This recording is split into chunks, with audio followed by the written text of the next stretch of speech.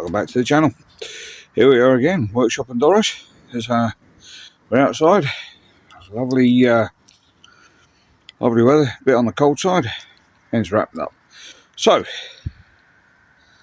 last time we were here, we were fitting the starter motor, so let's take you under the beloved Doris. Apologies now in advance for the camera work. So it is cold, like I said. We have been at this most of the weekend, so apologies for the car. Along with her car, still got that thing to do, ready for MOT on Wednesday, so today being now Sunday. So anyway, so do follow us on Buy Me a Coffee. I'll leave the link in the description below, and don't forget to like, follow, share the channel. You can now join the channel, which allows me to keep doing this in my spare time and buying the tools that I need to fix Doris and show you what's what. Apologies for the car. Anyway, let's get underneath and we'll show you what we've been up to. Right. I'm gonna have to stop this one, so because right. So very poor imagery, but this is the this is a new start motor that we fitted. It's an absolute twat to get in there. You have to. There's two bolts, one this side and one just up there, that actually hold it in. But on the back side, which I don't know if I can show you, up there, you've got three bolts that you need to play with pretty much zero access. Anyway, that is in. It is difficult to do. You do have to obviously get it seated properly to clamp it. You got to get the earthing plate back on, just on this one, which obviously is a chassis ground. So once you've done that,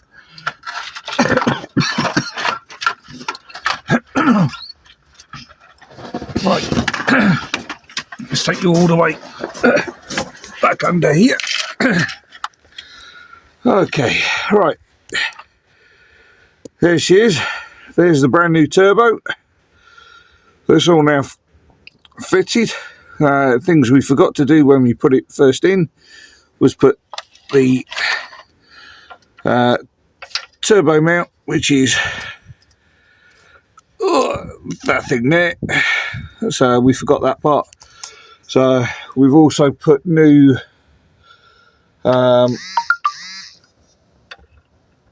new oil feed pipe, high pressure pipe, that goes somewhere back there. There you go. So it goes all the way back into there. As you can see, access is incredibly tight, but the new turbo is in. So up there, what you have to do, let's get back out into the light. Oh. Right, I'll piece this together again. Right, what you have to do when doing this is, because this turbo is top fed. Well, I'll show you. Oh, it's far easier to show you these things than try and explain it. Hold on, let me just open it. Right, so top view of the turbo now then is, that's the high pressure feed pipe just there. Okay, you have to torque that down to 35 Newton. Might be different on yours, but you got to make sure that obviously these are all done. These are all brand new studs. The brand new studs into the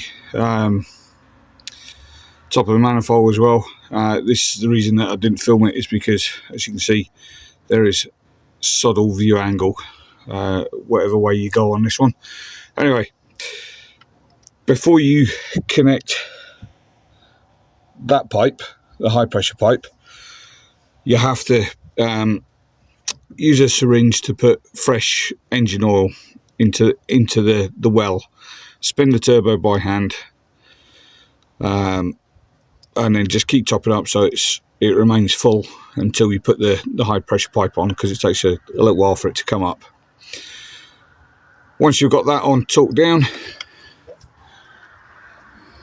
turbo feed pipe on, and then obviously connect everything up, like your electric to the solenoid, the wastegate, sorry, and then make sure everything else is hooked on nice and tight and collected, and then theory says you fire her up. Now we've done this, so I can tell you that it works, but in the interest of the movie, in 2 secs we'll put the math and that back on, and then that thing, your mass airflow sensor, and we'll show you. Okay, so we'll start it up. Just make sure she's out of gear. She is, and there she is, running. Very proud of her. So don't forget to, hold on a sec.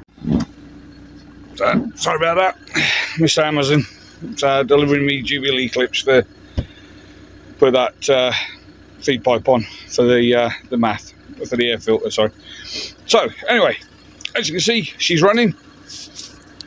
This little thing next, we'll get her prepped for the MOT. So got lights to do and a few other little bits on her. Work out why the horn's not working, that's the important part. And then so it's a short video, so not much content, but the main thing is the wee one is running again, so we're very happy with that. So it sounds a bit rough, but she hasn't been run for couple of 3 months now, so while I've been waiting for bits to come and sort it out. Anyway, excuse the car. Sorry it's such a short vid. We are getting back on the workshop next weekend. Well,